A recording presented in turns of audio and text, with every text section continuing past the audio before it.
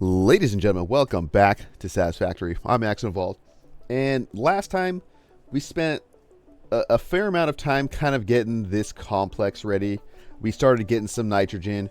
We started getting some water, right? And that's all in good. And that is all intended kind of for future expansion, right?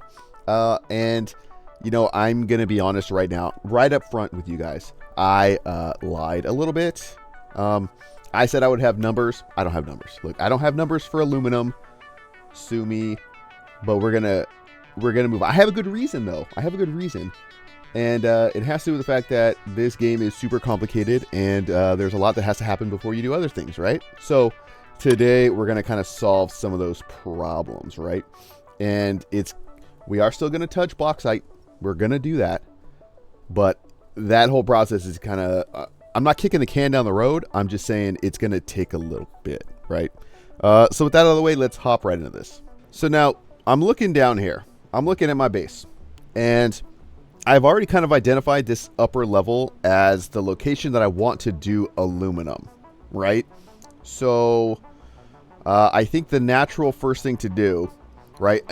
Ultimately, I want a train network, a rail network that kind of connects all of the bauxite nodes together, among other stuff, right? There's going to be a lot of stuff we're doing on trains, but I think the natural first target is the bauxite we have right over there, right? That's a pure node, and we did unlock...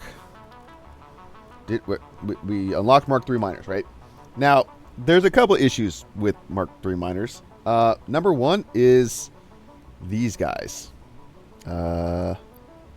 Fused modular frames. If we look at this recipe, it's a lot. I'm not making these, and I don't have enough to go full Mark III miner everywhere. So we're gonna work on that today. Spoiler, that's happening today, right? And I have no power. Okay, so we're working on this bauxite node right here, and this is our very, very temporary aluminum ingot setup. But this is also a good location for our first train station, right? So what I'm gonna do is I'm just gonna set something up probably like a little bit more this way that will eventually, because I see like a nice little path right here, will eventually just lead the rail that way, right? Now, you know, I'm grappling with a few things when it comes to this project, because I don't know if I want to do, like, it doesn't make sense to me right off the bat to do one long train, one long rail, you know, that spans and gets every single bauxite node and all that, right? That seems inefficient, right? And, you know, I have this train rail going out that way. You know, it's, if we zoom in here, it's kind of running up this way, right? That's the idea.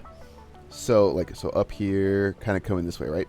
So what I might do is utilize some of this terrain and kind of make some more train spirals to get up to this level. But, you know, we'll kind of see how it all ends up. So I'm going to work on that a little bit, kind of figure out how that's going to run. And then we'll critique the work after it's done. Okay, and the first step was to kind of get rid of all of the existing aluminum production. We've disconnected everything because we're not going to be doing a lot of that over here. I kept the coal there because we're probably going to need that. And now we have this guy. This little train station. Things are in the way. So what I'm doing is I'm just kind of getting all of this aluminum kind of sent back. There's quite a bit, so I think it'll last a while, or at least long enough for us to set up something new, right? So pretty simple design. I'm going to go out this way. That's the idea. We're going to go out this way. We're going to connect to that thing over there. So we'll at least get the train here, right? And it's a very basic train station design. You know, we're kind of outputting here. I believe, did I do that? Yeah, I used some of our cubes to make a Mark III miner. Shit, who's yelling, man? Calm down, bro.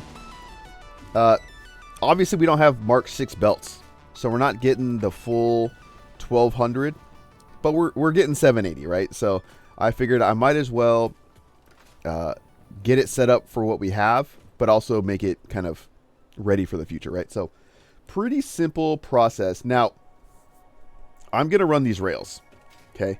I'm going to get this connected at least to that train station. That is happening this episode. But I'm also kind of realizing that to make this, I mean, I showed you, right? I showed you how much it costs. Supercomputers, automated miners, and fused modular frames. We just don't have a lot of those. We don't have, I mean, we've only got 9 in our, because we haven't, that's everything I've found. That's nothing I've made, right?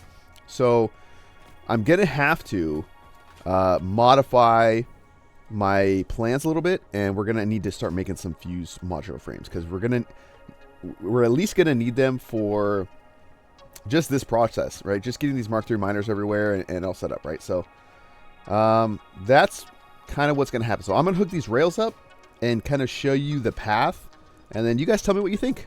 Okay, and I figured this was the best spot to get you the best view. So you'll kind of see, I made something kind of crazy looking, honestly. Here, let's jetpack and we'll go down there a little bit, right? So pretty straightforward process. You're coming out the main artery here, per usual, and you got a little kick out right there. So let's see if we can get over there without being radiated to death, right? And I have not 1 but 2 train spirals to help us bridge this this height difference, right? Now, I could have gone out farther and up, around, and in, but it seemed so far to go all the way out here just to come back to something that's 200 meters from our base, right? So this was my compromise. It'll look kind of cool, and we could always throw a couple extra trains on it, right? But this is kind of the idea that I want to go for throughout the world, right? So eventually I'm going to utilize the rest of this biome right here as kind of like a, we got like sand ore right there, right? And there's other ores, there's iron there. I think there's like copper and stuff down in the green area, right? We're going to eventually like grab all that stuff and bring it into the base too. So I kind of just, again, this is more proof of concept of this design. And I think it looks pretty good overall. It's obviously, none of the rails are decorated yet. I haven't done the full like supports and everything. And again, this is only a one-way rail, right? We're going that way. Oh, in fact, I think I can use this now, because the rails give me power, right? So the only tricky part was this little guy right here. And honestly, I just hope you'll not see it. I just hope that you don't look at it, because, yeah, it is what it is. But I did at least come and try to make it look like it was supported a little bit. You let me know what you think. There's always room to move more and do stuff. But, yeah, so, again, it just kind of cuts through. I'll kind of get rid of some of these trees that are on the rail itself, but I want to keep most of the vegetation. Most, if not all. And then you'll see that we are connected to the train station. Now, we don't have a output because we just didn't do that. But yeah, we could work on that later. Again, this is all kind of part of the what am I going to do longer term with kind of in regards to the trains as a whole, like the train network as a whole, right? So now we're at the point where I think we need to start making frames. So let's go over here and I'll tell you about my plan. Okay, so not this floor, but the floor below is kind of the key to everything. Man, I didn't realize how much space we're doing that. Okay, so you can see I have a manufacturer place here just kind of for... Oh, can I do this? Nice. Just kind of for demonstration purposes, right? To make fused frames, we need heavy modular frames, right? And I'm looking at kind of my setup here. And I'm thinking to myself, you know what? I've got all of these materials coming up. I don't need to kind of... I don't need to recreate that stuff. It's already going up there. And not only is it already going up there, we're sinking a lot of it, right? So what I'm going to do is I'm going to build something that's going to help me kind of siphon off items, right? Because at this point, like I mentioned, we're sinking things, which means that we are putting in more than we can store, which means we have enough to where we can utilize them for production. So that's what we're going to do. I'm going to prioritize these floors for production, and then I'm going to send the rest up, and eventually they can get sunk if that's kind of what we need, right? So I'm using an alternate recipe, and I'm using this because it's very easy. We're making all this stuff already, right? So, I mean, the other recipes, they're also easy. I don't want to deal with screws. Look, I'll be honest. That's why I did that. And I don't want to deal with rubber. Screws and rubber, I don't know. I just didn't want to do that. So, we're doing this one because I have it all and it's easy. And that's literally it. So, what I'm going to do is kind of move some of this stuff around, and then yeah, then we'll go from there. Okay, so I know things look the same, but I've done a thing or two. So what is happening here, right? Well, this is my idea. Now, I don't think this is going to be perfect, and I'm not looking for production or throughput rates, right? I'm not trying to maximize that and go 100% efficiency. What I'm trying to do, though, is siphon off items as I need them, right? Now, what I did is, here, let's just land. I made a series of programmable splitters.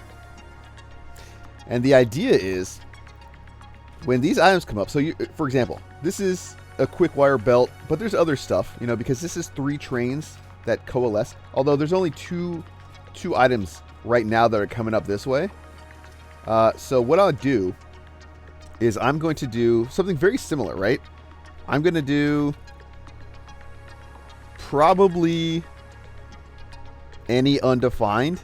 And then this way I would do something like quick wire, right? So that way, if I need to use...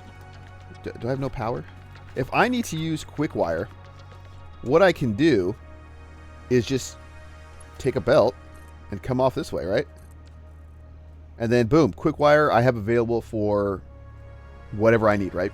And then when I have the quick wire belt, well, I guess what I would have to do, because this would be would essentially be the same belt as this, right? Because I'm going to put the other item that is on the 8 line, the 8 train, the 8 freight car. So this will eventually show a second thing, right? Then I'd have to split those out again to any respective things, right? So that's kind of the idea. Now, fused modular frames also need fuse. Can I type? Yes. Fused modular frames. Casings and nitrogen. Nitrogen right there. So we'll just bring that straight over. That's easy peasy, right? No issues there. Casings we're making down there. So again, I'll just pipe that stuff up. Easy. Like, not even a problem, right? So that's the idea there. Yeah, so super simple. I'm just going to kind of work on these 2 things. And then, yeah. And then we'll go from there. Okay, so I've gone ahead and I've updated all these programmable splitters, right? So you can see on the...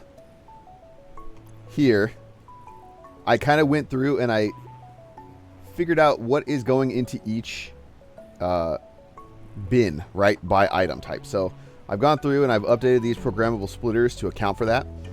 And so, like, it's going to be super easy in the sense that, okay, screw, copper sheet, steel pipe. Well, we'll filter out copper pipes. We can use a smart splitter to filter out that specifically.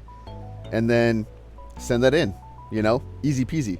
So that's actually what I'm going to start doing, right? I'm going to just do all that. But there's also one item that we're missing. Concrete, right? We're not bringing concrete over here.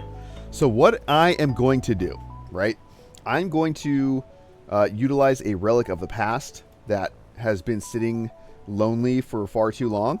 And I'm going to use that abandoned train line right there. And I'm going to make that a concrete train.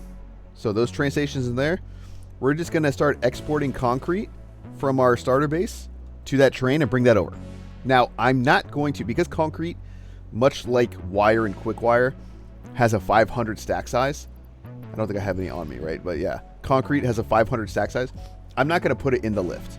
I'm not going to put it in this system because it would just gum it all up, right? So instead, what I'm going to do is I'm going to make it eventually so that the concrete production is still going to happen over there. And that is where it's going to be put into dimensional depots. And then the rest of it will kind of get sent over via train to here purely for production purposes. So it'll have its own dedicated line, and if that backs up, then who cares? You know, we don't care, right? So that's the idea, which means that I need to start looking at train routes and how I'm going to run this. So let's actually pop over there, and I'll kind of talk about what I have swirling around in my brain. You know, we haven't really been over here in a while, and it's still proving useful, this area. So, like I mentioned, the first thing we're going to do is look right here. Now, you'll notice, somehow, I missed this limestone node. So, we're going to tap into that and start getting limestone out of here. And to kind of help myself out, I'm going to make a train station, like right in here. So, here's kind of the idea I have for the train path, right? I like the idea of this, you know, we're over there. I want to kind of come down this way and across this little bridge right here, and then kind of come back, right?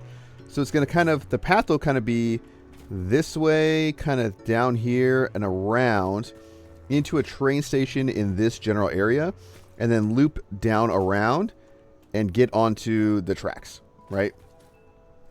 And then also, I'm probably going to put a train spiral like right over there to get back up, right?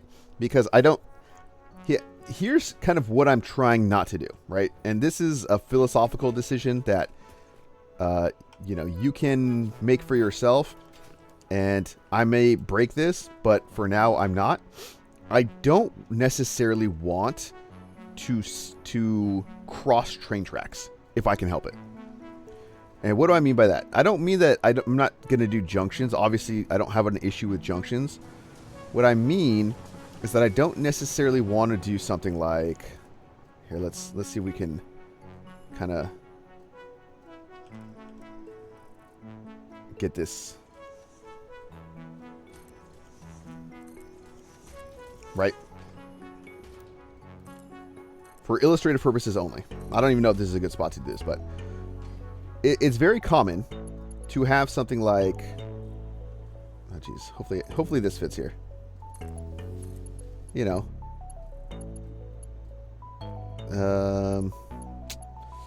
yeah, this is too steep. But basically, it's very common to have something like this, where you have a same direction, you know, two same direction lines going, right? But if this is the direction of my train, if my track is going out that way, well, then that would necessarily mean that if I have a train going in the opposite direction and I need to come this way, right? And I build something like that, and I come from here, well, then it would mean that, look at, I have an intersection where one train is crossing two different tracks. It's crossing an opposite direction line. Now, that's not prohibitive. You know what I mean? You can easily handle the signaling with path signals. Like, they're meant to do that. And in fact, a lot of people do make like these crazy, you know, like multi-pronged intersections where two lines, you know, are going all kinds of different which ways. And again, I'm not 100% counting out ever doing that. But for this instance, I don't want to do that. I don't want to... I think it's going to be a little bit more inefficient to kind of do that, right? So instead, what I'm going to do, I'm going to have the outgoing line kind of go up along that path, you know, get the station over there, go to the station. But then the inbound line, I'm going to have come down this way, you know, kind of branch off the track here and into a spiral that just goes down and joins up and goes in. Pretty easy. I think, I mean... pretty easy in quotes, right? Because I don't know how easy it's going to be. And, you know, there's always like level changes and all kinds of stuff that you have to contend with, right? But I think it'll look okay. I don't know. The vibe I'm kind of going for with everything is somewhat complicated feeling. Like, I want it to feel kind of chaotic, but also sensible. I don't know if that works. I don't know if that really describes it, but that's... in my brain, like, that's the closest set of words I can think of to describe what we're doing here. So, what I'm going to do then is start working on this concrete train, because I didn't realize how much how important concrete was to everything. And yeah, and then you'll hopefully see what I mean. And I'm going to use a combination of techniques that I've been using for trains, right? Which is, of course, I'm using for long straight, nothing beats foundations, right? Like foundations are just the easiest thing to build on when it comes to long, straight trains, because it spaces out nicely and everything, right? So we're going to use that. But especially when we get to things like these slopes and this kind of curve right here, we're going to use the beam technique for all that stuff, right? So, yeah, I think it'll be kind of fun. And yeah, we'll kind of figure it all out. So let me go ahead and get started on that. Yeah, because there's a little bit to do. Okay, and I can already tell you, it's kind of been a pain, honestly. This is a little bit more difficult to figure out than I thought. But here's kind of something that is working out. Here is my little train station here.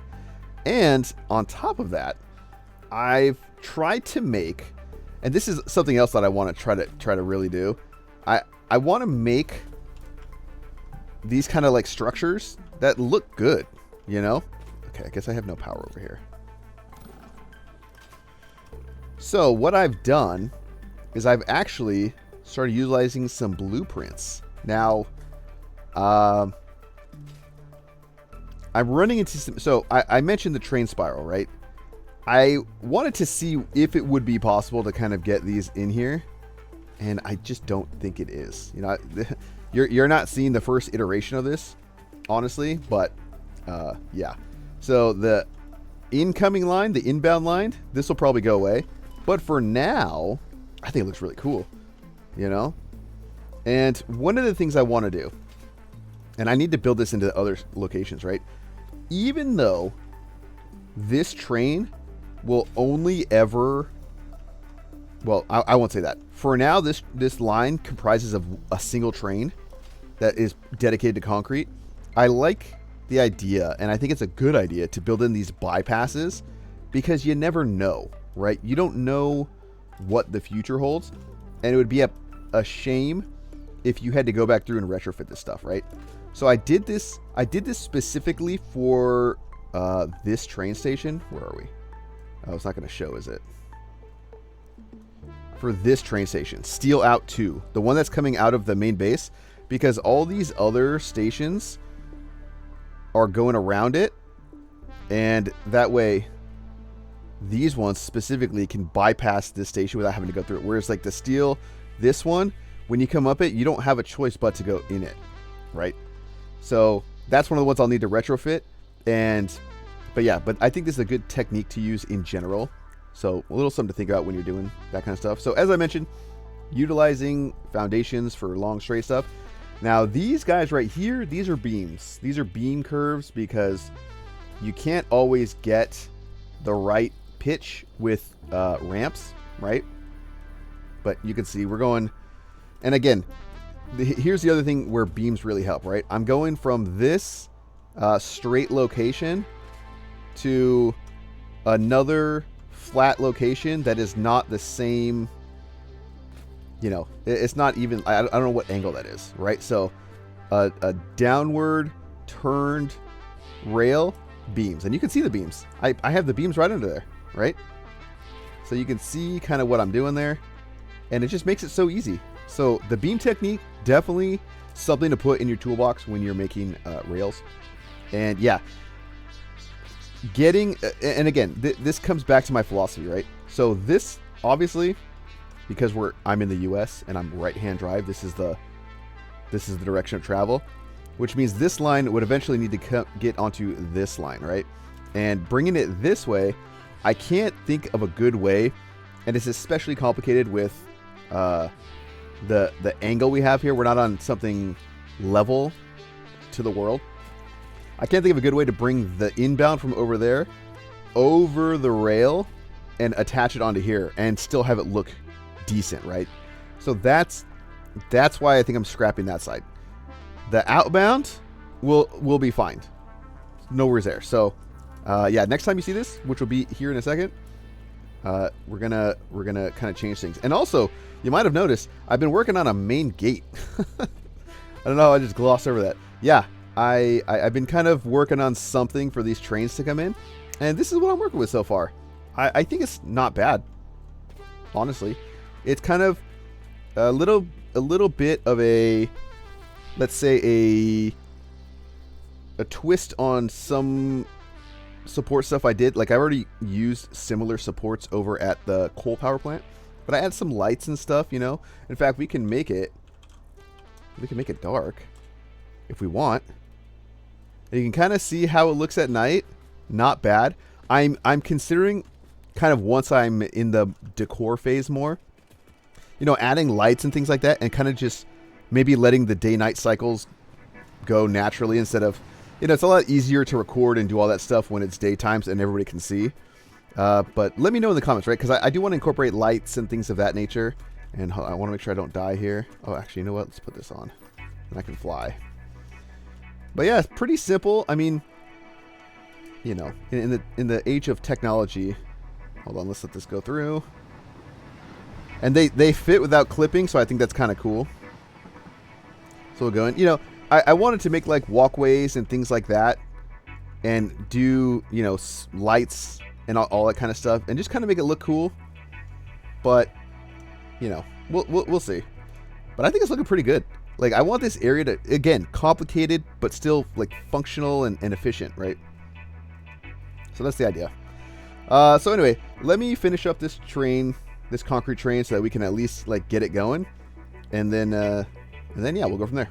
And actually, I forgot one thing. Before we do that, I wanted to show off this blueprint I made, which I'm using right there, right? So this is a 6-constructor stack with kind of like an industrial kind of steel theme to it, right?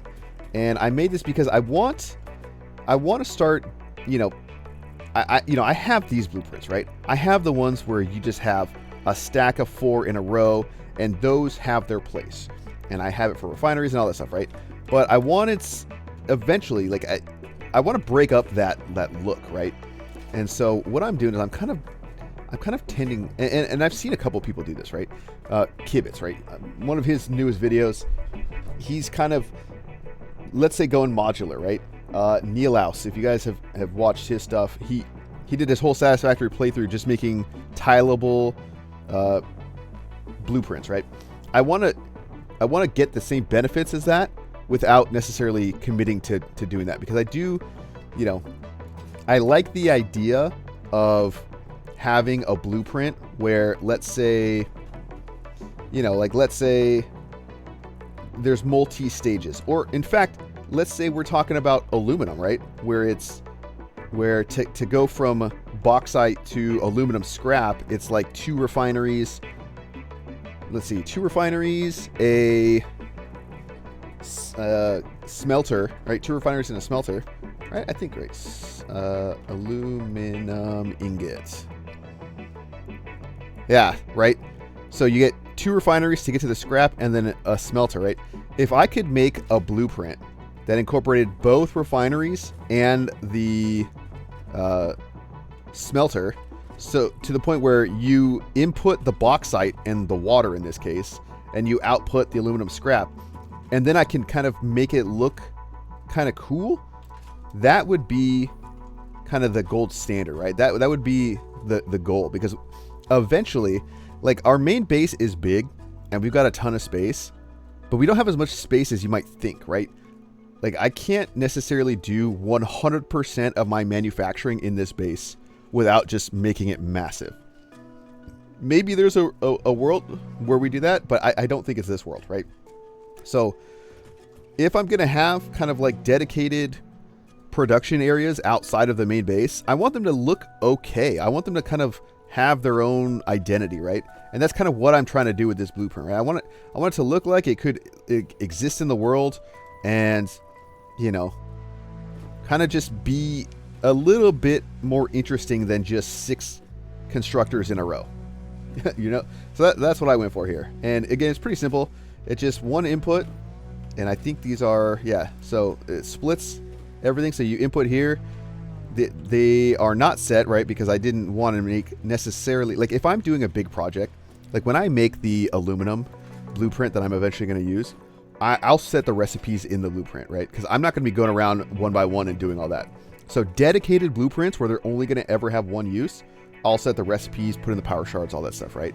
But for stuff like this, where it's just kind of like, you know, who knows what we could use this for? I'm not going to set recipes, right? But yeah, this is 6 in, 6 out.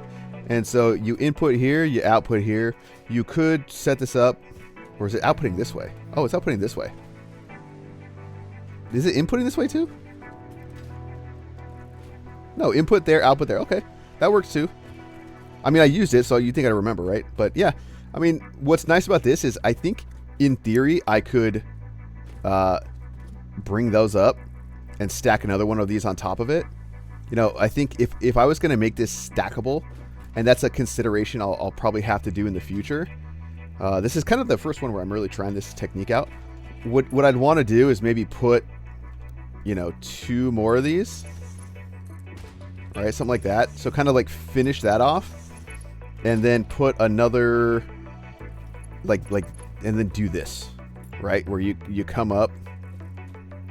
Let's see. I push that in. Let's bring it out a little bit, right? So something like that, where you go up 2 more, and then I'd put. Oh no, I didn't push those in. Maybe I should. Whatever. And then you'd put the floor on it. But anyway, you guys kind of get the idea, right? So like make it so that it could be stackable, and then you're good to go. Then you just stack as needed, right? So that's something to consider for the future, and I'm not doing that yet, right? So I just want to show you guys that, but let's kind of finish up this concrete train now. Okay, the journey begins here, where we're loading into this station. This is going to be the new concrete. In fact, we should probably get rid of all that. Is there any in here? No. Okay. So the concrete is going to come from here. And again, we're utilizing the rail that we had before. I thought about just getting it onto here, but I wanted, well, first off, because of this like terrain different, like I could have moved all this, but I like the height variation, and I like the idea of rails going elsewhere, you know? So I decided to reuse this, and there's our concrete train right now, doing its thing, all filled up, right? So we're kind of just going off that way. You guys have already seen that part, so we'll go over here so you can kind of see what it looks like. And again, this is where you're going to see the beams really come into action here, right? So this is impossible. This whole setup is impossible with foundations. You're not going to be able to do it well. I fully believe that, right? And so again, I'm utilizing concrete foundations. I'm utilizing beams, and here I'm utilizing beams to get better kind of angling, right? And so here's kind of the final result here. Couple things to note if you're looking to do this kind of stuff with beams, right? You'll notice I have these markers. What is important when you're making these curves is that wherever there's a triangle, right? 1, 2. Well, there's 2/3 of a triangle. These lengths just kind of need to be the same. It doesn't matter this angle necessarily. In fact, you can see that right here. Here's the 2 sides of my triangle from that point to that point, right? With this being the middle. The angle doesn't really matter. In fact, this angle is very obtuse, and it's going down.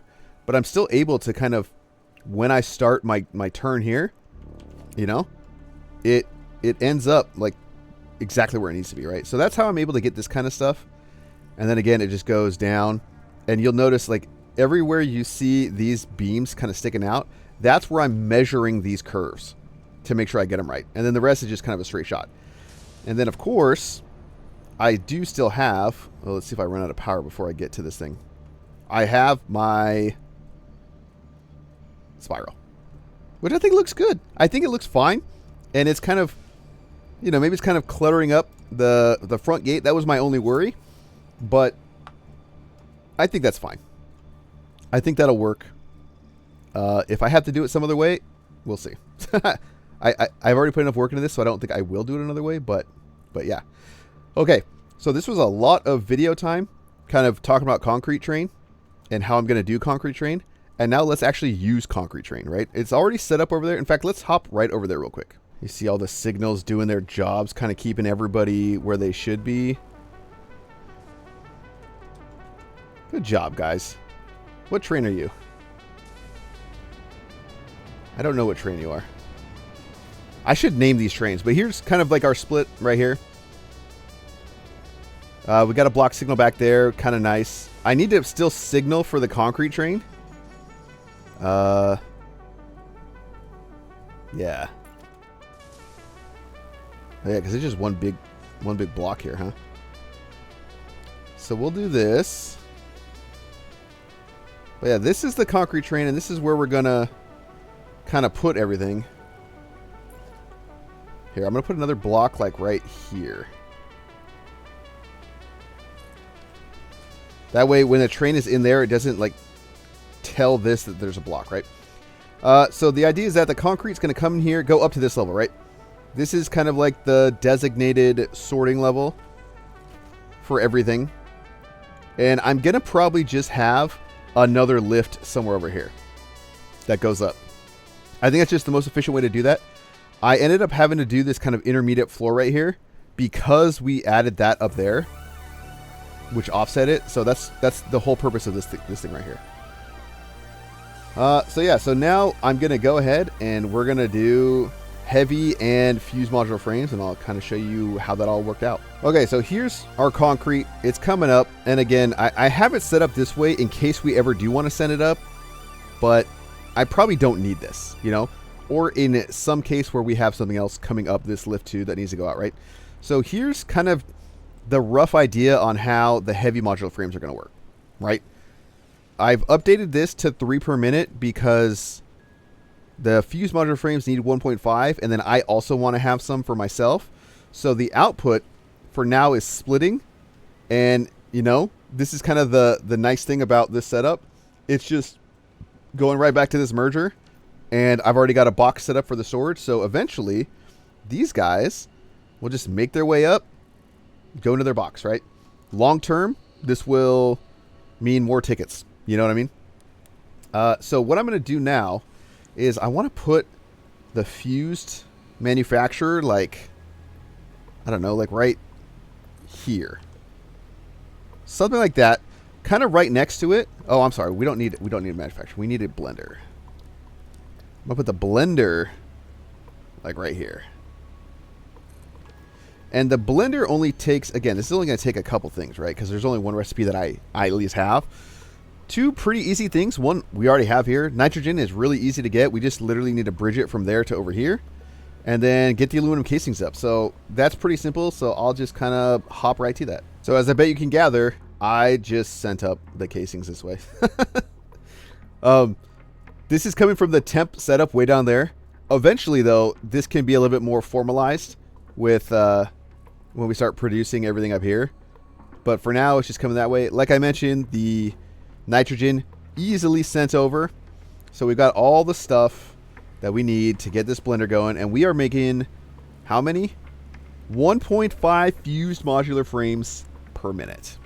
Look at us go. We're killing it, right? And again, same thing. It just goes and it just merges in over here. Like no worries there. So yeah, that's kind of, it's important. And let's look, right? I've already got 104 of these. That's what? 10 Mark III miners? And this is just going passively, right? So this is a big deal when it comes to getting like end game. And look, there goes one right there. There it goes. Whee! Pretty nice. But God, Mark 6 belts can't come fast enough, especially for the storage floor up there. Because this stuff is, yeah. Although I guess eventually I should do something with all of this stuff, right? Like I'm sending screws over here. I think I'm just really sending them to sink, honestly. Do I need this? What is the... Huh. Oh, I guess this is only doing this because we're not using any of this stuff. Now, this does also show, though, that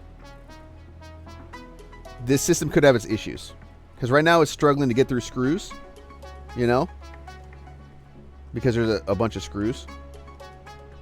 But on the flip side, maybe there's a way I can use screws, you know? So we'll see. I'm not claiming this system is going to be foolproof or even that good. Another option that I'm considering, okay, I don't want to die. Here, let's swap to the jetpack. We can maybe consider doing sorting down here. Like, that is an option, you know? And then just dramatically increasing the number of belts that come up. I don't know. Let me know what you guys think. This isn't so complicated that I'm not, like, against changing it.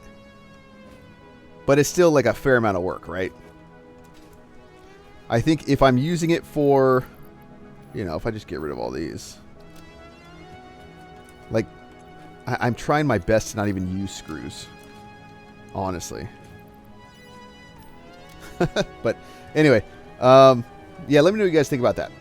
Honestly. I'm not, like I said, I'm not against changing it. And it might make things easier. I guess the need will show itself too once we kind of get to... Is this... Hold on. Is this looking right? I'm looking at this specific part right here. And I'm wondering to myself, is that holding us back? If I get rid of that, and I put on this Mark V lift. Okay, that's just how it looks. Okay. Cool, cool, cool.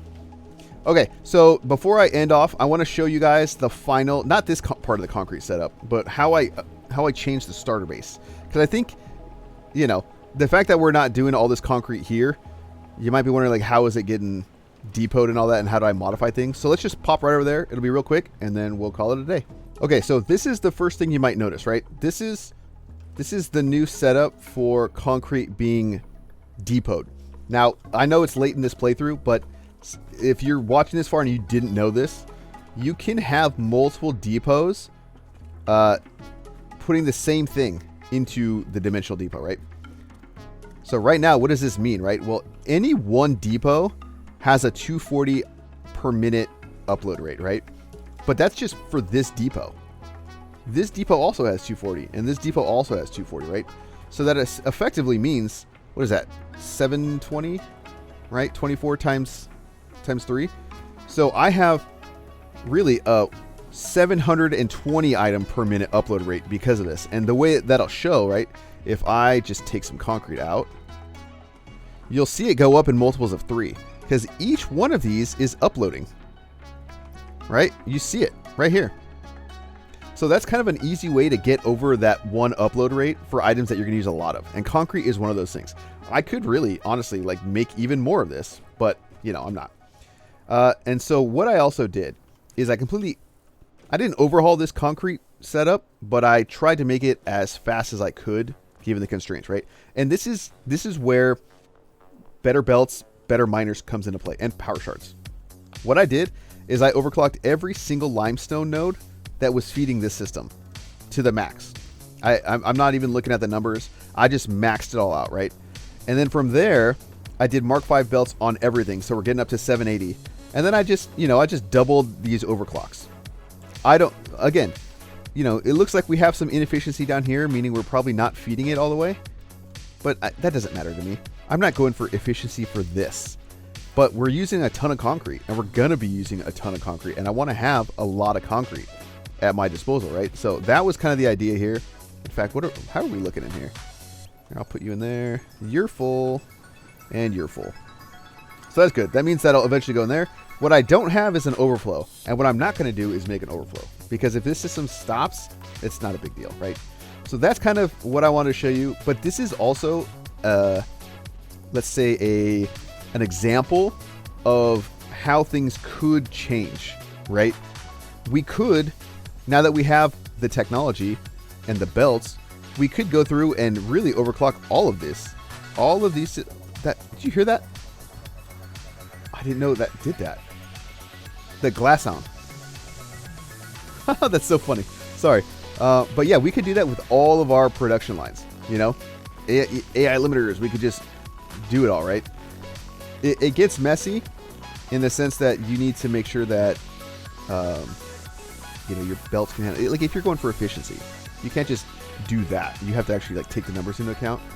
But yeah. So overclocking and all that stuff, what it really lets you do, yes, it lets you scale production per machine, but also you can reduce the number of machines with overclocking, right? It's just a numbers game. So anyways, guys, thank you all so much. Hope you're enjoying this episode. I know it's been a little bit since I put out one of these, but I've been working behind the scenes, as you can see. And yeah, so with that out of the way, we'll see you in the next one.